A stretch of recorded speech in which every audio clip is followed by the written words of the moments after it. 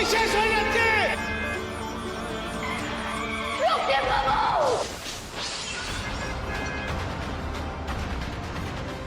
রক্তিম বাবু, রক্তিম বাবু, রক্তিম বাবু, রক্তিম বাবু, রক্তিম বাবু, রক্তিম বাবু চোখ খুলুন। রক্তিম বাবু, রক্তিম বাবু টাকার আমাদেরকে। রক্তিম বাবু চোখ খুলুন না। রক্তিম বাবু, রক্তিম বাবু এটা কি করলেন আপনি? রাগের মাথায় কেন করলেন এরকম? এবার আমি সবাইকে কি উত্তর দেবো বলুন? কি উত্তর দেবো? মা বড় ভাইয়ের সামনে কোন মুখে গিয়ে দাঁড়াবো? কেন নিজের জীবনের এত বড় ঝুঁকি নিলেন? রক্তিম বাবু উঠুন না, রক্তিম বাবু উঠুন না। রক্তিম বাবু, আপনি একবারও নিজের পরিবারের মানুষদের কথা ভাবলেন না? কিসের এত রাগ আপনার? হ্যাঁ, কিসের এত জেদ? কেন করলেন এরকম? রক্তিম বাবু একবার চোখ খুলুন না, দেখুন ডালি, আমি ডালি, চোখ খুলুন না একবার। দিদি ভাই আমরা সেই তখন থেকে হর্ন বাজিয়ে যাচ্ছি, কিন্তু উনি কিছুতেই সরছিলেন না। শেষমেশ গাড়িটাকে সরাবার চেষ্টাও করলাম, কিন্তু তার আপনাদের অনেক ধন্যবাদ দাদা। আপনারা ঠিক সময় গাড়িটা না সরিয়ে নিলে একটা বড় দুর্ঘটনা ঘটে যেত। ঠিক ধন্যবাদ, ঠিক ধন্যবাদ। রক্ত তো সেরকম বেরোয়নি দেখতে পাচ্ছি। দিদি ভাই দেখবেন জ্ঞান ফিরলে সব ঠিক হয়ে যাবে। বলছি একটু একটু জল নিয়ে আসবেন প্লিজ, তাড়াতাড়ি নিয়ে আসুন না। এক্ষুনি জল নিয়ে আসুন না, একটু তাড়াতাড়ি। রক্তিম বাবু, রক্তিম বাবু, রক্তিম বাবু চোখ খুলুন না, দেখুন আমি আছি এখানে। একবার আমার দিকে তাকান রক্তিম বাবু। এই দিদি ভাই যাও।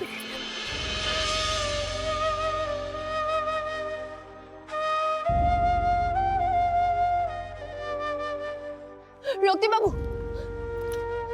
রক্তিম বাবু চোখ খুলুন না। রক্তিম বাবু একবার চোখ খুলুন, দেখুন আমি আছি। আমার সাথে কথা বলুন না, একবার চোখটা খুলুন না রক্তিম বাবু।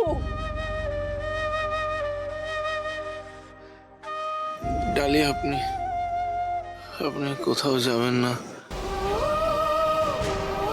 আমার ছেড়ে কোথাও যাবেন না ডালি। ডালি প্লিজ, আমার ছেড়ে কোথাও যাবেন না। কোথাও যাইনি আমি, এই তো আমি আছি, আপনার পাশে আছি। দেখুন একবার চোখ খুলুন, এই তো আমি আছি।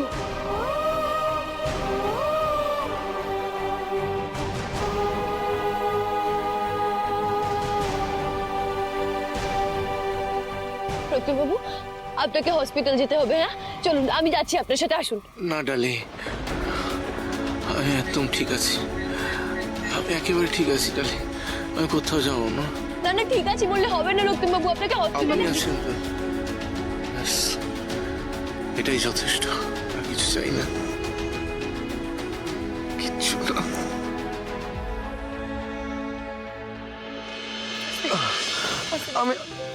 আমি একেবারে ঠিক আছি, ঠিক আছে আমি। এদিকে আসুন, এদিকে। ঠিক আছে, আমি হসপিটাল যাব না। অনেক ধন্যবাদ, আপনারা আমাকে সাহায্য করলেন। আসতে পারেন আপনারা।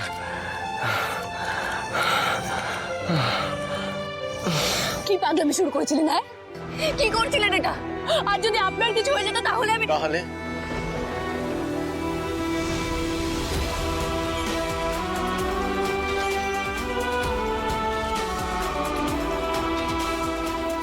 তাহলে কি হতো ডালি?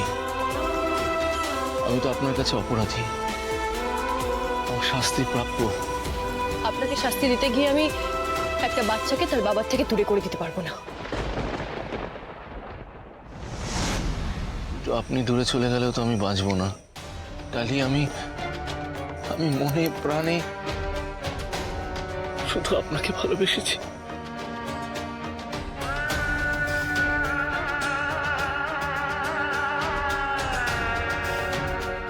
প্লিজ আমাকে ক্ষমা করে দিয়ে একটা সুযোগ দিন, দেখবেন আমি আপনাকে হতাশ করব না, কথা দিচ্ছি। এই দিদি, এই শোন না, বলছি ভাইদা আর বৌদিকে কোথাও দেখতে পাচ্ছি না। ওরা কোথায়? ওরা কি বাড়িতে নেই? কি হলো, চুপ করে যাচ্ছিস কেন? বল না কি হয়েছে। হ্যাঁ আরে মা, শোনো না, ওই ভাইদা আর বৌদিকে দেখতে পাচ্ছি না, তাই জন্য দিদিকে জিজ্ঞেস করছিলাম। দিদি তো কিছুই বলতে চাইছে না। হ্যাঁ, আর আমিও তো গিয়েছিলাম বৌদি ভাইকে ঘরে কল করতে, কিন্তু ওখানে তো কাউকে সি করলাম না। মালবিকা, তুমি তো এখানেই ছিলে, তা তুমি ওদের বাড়ি যেতে দেখো না? কি কি রে? আরে চুপ করে আছিস কেন? বল। কি বলবো মা, আমি আমি শুধু দেখলাম যে ডালি লাগেজ নিয়ে হন্তদন্ত এই বাড়ি থেকে বেরিয়ে গেল, আর দাদা পেছন পেছন গেল। আমি শিওর মা ওদের মধ্যে বড়সড় কোনো একটা অশান্তি হয়েছে। আরে যাবে কোথায় ও? আর তুমি বাধা দিলে না? আমি কি করে বাধা দিতাম? আমি যতক্ষণে এখানে এসে পৌঁছলাম ততক্ষণে ডালি অলরেডি বেরিয়ে গেছে, আর দাদা দাদা প্রাণ পরে ওর পেছন পেছন ওকে ডাকতে ডাকতে ছুটে চলে গেল। আচ্ছা, আমার মনে হচ্ছে দিস ইজ রিয়েলি উইয়ার্ড, কারণ বৌদি তো এরকম রাগারাগি করার মানুষই না। নিশ্চয়ই রক্তিম কিছু বলেছে, নর্মালি ও যেটা করে থাকে সব সময়। না, আমি একটা জিনিস বুঝতে পারছি না যে দাদা কি এমন কথা বললো যে ডালি বাড়ির কাউকে কিছু না বলে এভাবে হুট করে বাড়ি ছেড়ে চলে গেল। হ্যাঁ, ডালি কোথাও যায়নি।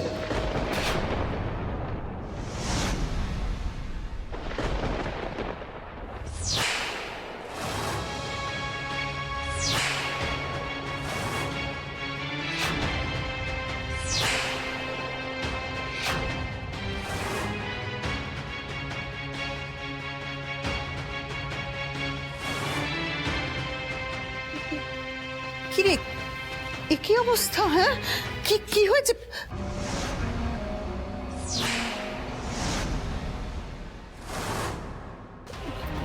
ডালি, তুমি ব্যাগ নিয়ে, তোর মাথায় ব্যান্ডেজ কি হয়েছে বাবা? কি হয়েছে? কি রে ভাইদা, তোর কোথাও চোট লেগেছে নাকি? মানে তুই ঠিক আছিস তো? ওর কিছু হয়নি, সামান্য একটু চোট আছে।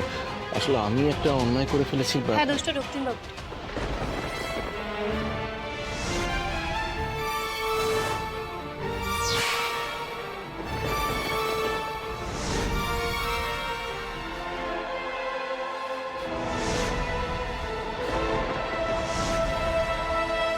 আসলে রক্তিমবাবু না একদম আমার কথা শোনেন না। আমি এন্ট্রান্স পরীক্ষায় ফার্স্ট হয়েছি, তাই আমি বলেছিলাম আমি কিছুদিন দাতব্য চিকিৎসালয়ে থাকবো, ওখানে আবার কাজটা শুরু করব। কাজ পড়াশোনা সব একসাথেই হবে আর কি। কিন্তু উনি আমাকে নিয়ে এত চিন্তা করেন, মানে আমার শরীর খারাপ বলে আমাকে বললেন কদিন পর যেতে ওখানে। আর সেটা নিয়ে একটু রাগ অভিমান হয়েছিল।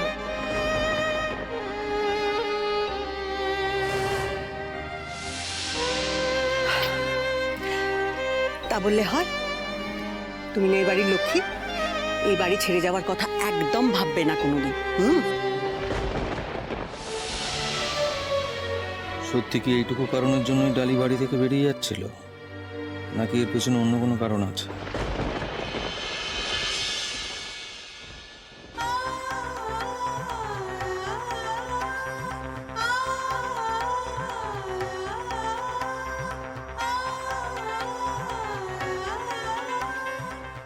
এতগুলো দিনে এই প্রথমবার এই বাড়িতে আমার নিজেকে অবাঞ্ছিত মনে হচ্ছে। এই পরিবারের মানুষগুলোর সাথে আমার সত্যি কোনো সম্পর্ক নেই। সেই সুতো দিয়ে আমি এতদিন এই পরিবারের সাথে জড়িয়েছিলাম, সেই সুতোটা এবার চিরকালের মতো ছিঁড়ে গেছে।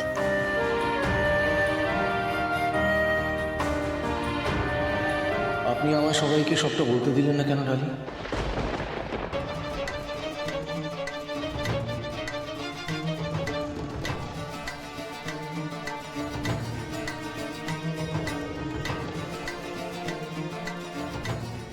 ডালি, আপনি কেন মিথ্যে বললেন সবার সামনে? সত্যিটা বলতে আমাকে বাধা দিলেন কেন? ভাই, আমি বাধা দিয়েছি এই পরিবারের কথা ভেবে। আপনি তো এই পরিবারের জন্য অনেক সত্যি আড়াল করেছেন, অনেক মিথ্যে বলেছেন, কিন্তু আমি এই প্রথমবার বললাম, তাও নিজের জন্য। ডালি, আমি হয়তো মিথ্যা বলেছি, হ্যাঁ ইটস ট্রু, কিন্তু ভালোবাসাটা তো মিথ্যে নয়। আমি না এই ব্যাপারে সত্যি মিথ্যে বিচার করার মতো রুচি আমার নেই। আর এই কথা আমি দ্বিতীয়বার আপনার মুখ থেকে শুনতে চাই না, প্লিজ। ডালি ডালি কিন্তু আমি বোঝাচ্ছি চেষ্টা করুন। আপনি ভুলেও ভাববেন না রক্তিমবাবু যে আমি আপনার জন্য এই বাড়িতে ফিরে এসেছি। তাহলে কেন ফিরে এসেছেন এই বাড়িতে? এই পরিবারের জন্য।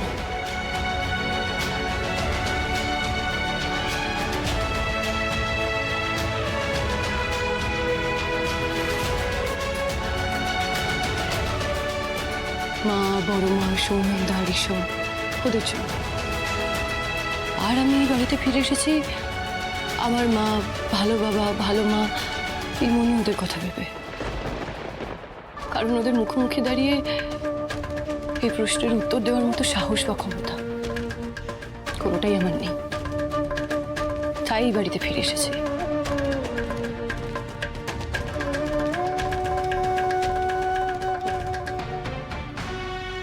আচমকা কোনো সত্যি সামনে এলে উল্টো দিকের মানুষটা যে আঘাত পেতে পারে এটা বোঝার ক্ষমতা আপনার থাকলেও সেই আঘাত থেকে তাকে বাঁচানোর ইচ্ছে কোনোদিনও ছিল না।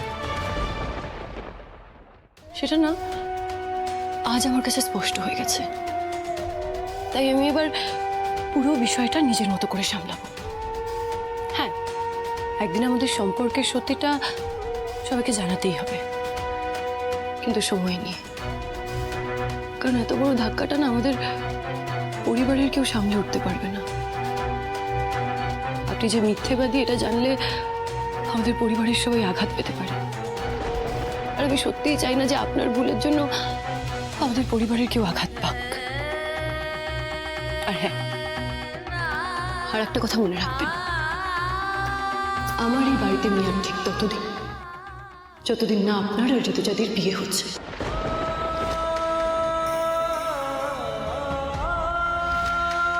তারপরেই আমি চিরকালের মতো এই বাড়ি ছেড়ে চলে যাব।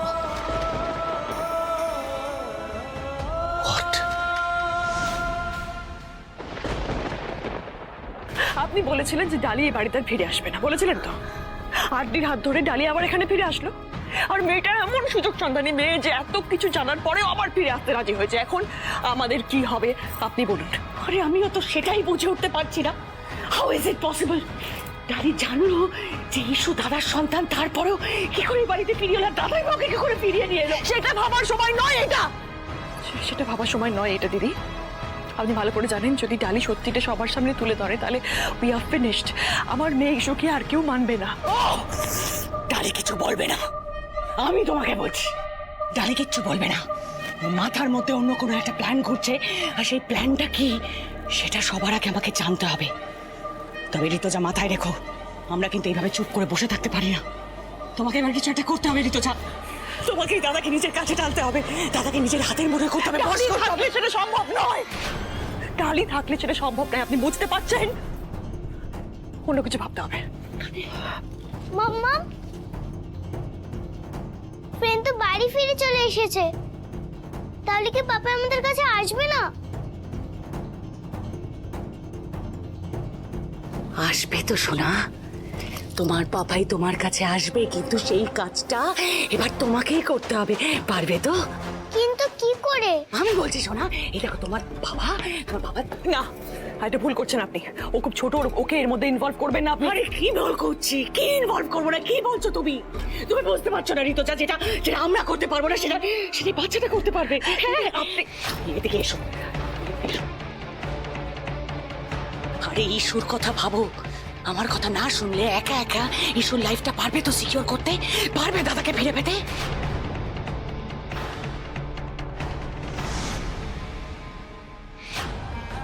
ঋতুজা, ডালি দাদাকে ভালোবাসে না, ডালি দাদাকে ইউজ করছে, মিথ্যে ভালোবাসার প্রতিশ্রুতি দিচ্ছে। আরে সেই মেয়েটাকে এই বাড়ি থেকে দূর করতে যদি বাচ্চা মেয়েটার হেল্প আমরা নিই, তাতে ক্ষতি কোথায়? ঋতুজা, ঋতুজা তুমি ইস্যুর মা, তুমি যদি ওকে বুঝিয়ে বলো না তাহলে ও তোমার কথা ফেলতে পারবে না। আমি যা বলছি তোমাদের দুজনের ভালোর জন্য বলছি, বাকিটা এবার তুমি ভেবে দেখো কি করবে।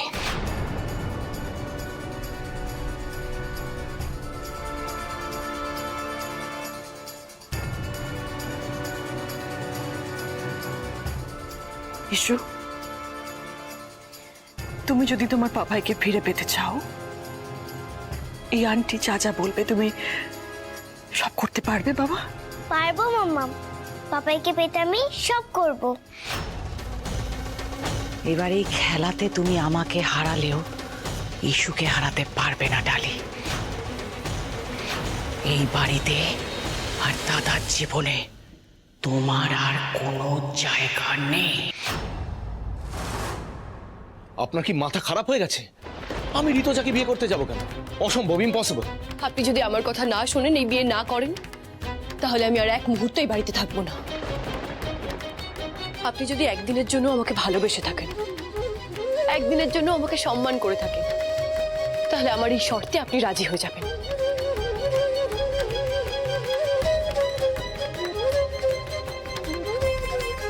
কেন এরকম করছেন ডালি?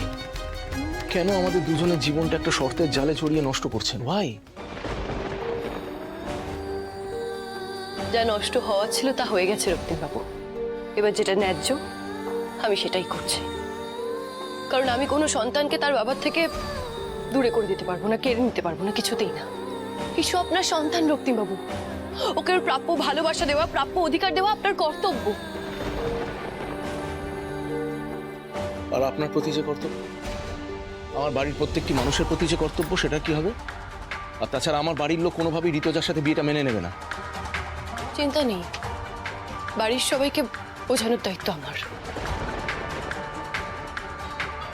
কি হলো? কি হলো, চুপ করে আছেন কেন? আমাকে আমাকে কথা দিন, আমাকে কথা দিন আপনি ঋতুজাদিকে বিয়ে করবেন। আমাকে কথা দিন রক্তিমবাবু। এখনো আপনাকে এইটুকু বিশ্বাস তো আমি করতে পারি। দিন কথা। ডালি, বিশ্বাস অতি বিষম বস্তু। মুখে বলে হয় না, অর্জন করতে হয়, অর্জন। রক্তিমদেব বর্মন সারাটা জীবন সত্যের পথে চলেও সেটা হারিয়েছে। তাই আজকে আমার কাছে আপনার কথা শোনা ছাড়া আর আমার কোনো উপায় নেই, ব্যাস। কিন্তু কিন্তু কি? দেখুন ডালি, আমি নিজের কাছে একেবারে ক্লিয়ার। কোথাও কোনো একটা মেজর ভুল হচ্ছে। দেখুন ডালি, যদি আমি ভুল হই আর আপনি ঠিক, তাহলে আমি ঋতুজার সাথে বিয়েটা করব। আর যদি প্রমাণ হয়ে যায় যে আমি ঠিক, তাহলে আমি যে সিদ্ধান্তটা নিচ্ছি সেটাই আপনাকে মেনে নিতে হবে।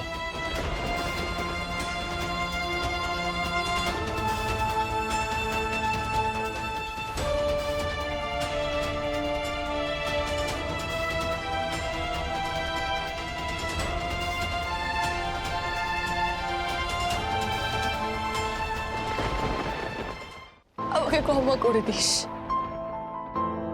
আমি না তোর জন্য সত্যি কিছু করতে পারলাম না। আমি দুঃস্বপ্নেও ভাবিনি যে আমার জীবনের সবচেয়ে আনন্দের দিনটা আমি এইভাবে আঘাত পাবো। কিন্তু এবার কি করব আমি তোকে কি পরিচয় দেব?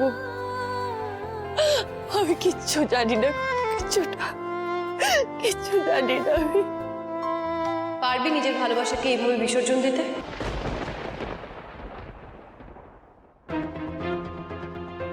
বল, পারবি নিজের ভালোবাসার মানুষটাকে অন্যের মতো দেখতে?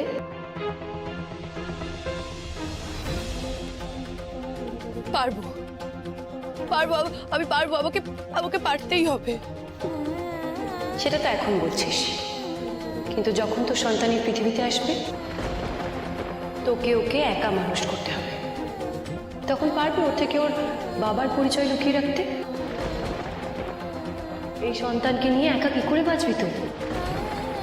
আচ্ছা ডালি, তুই অন্যের সন্তানের মুখে হাসি ফোটাতে গিয়ে নিজের সন্তানের সাথে অন্যায় করছিস না তো? ভালোবাসায় পরীক্ষা সবাই দেয়, কিন্তু কেউ তোর মতো নিজের ভালোবাসাকে অন্যের হাতে তুলে দেয় না। তাহলে তুই এটা কেন করছিস? রক্তিমবাবু যখন বারবার তোর কাছে এসে ধরা দিচ্ছে, তাহলে তুই তাকে দূরে পাঠিয়ে দিচ্ছিস কেন? কারণ এই সম্পর্ক মিথ্যে, এই সম্পর্ক মিথ্যে, এই সবটা মিথ্যে, সবটা মিথ্যে। কিন্তু তোর সন্তান মিথ্যে নয়। আর যদি পরে জানতে পারিস তুই ভুল, রক্তিমবাবুর ভালোবাসা যদি সত্যি হয়, তখন কি করবি ভেবেছিস?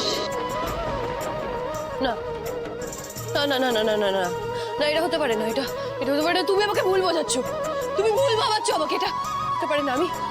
আমি স্বার্থপর নই, আমি স্বার্থপর নই। আমি নিজের কথা ভাবছি না। না না না, এটা হতে পারে না, কিছুতেই না। আমি ভুল না, আমি স্বার্থপর নই। আমি ভুল করছি না। কে? কি হয়েছে ডালি তোমার?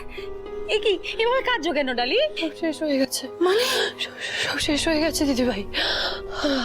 আজকে আমি জানতে পেরেছি ওই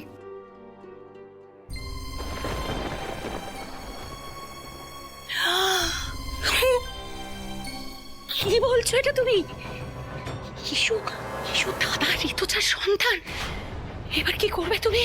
এই সমস্যার একটাই সমাধান, রক্তিমবাবু আর ঋতুজাদের বিয়ে দিতে হবে। আমি নিজে দাঁড়িয়ে থেকে রক্তিমবাবু আর ঋতুজাদের 4 হাত এক করে দেবো।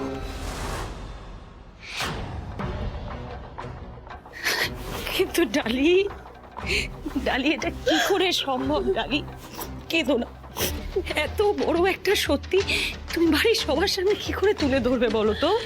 এটা করার আগে আমাকে বাড়ির সবার কাছে খারাপ হতে হবে, সবার থেকে নিজেকে দূরে সরিয়ে দিতে হবে।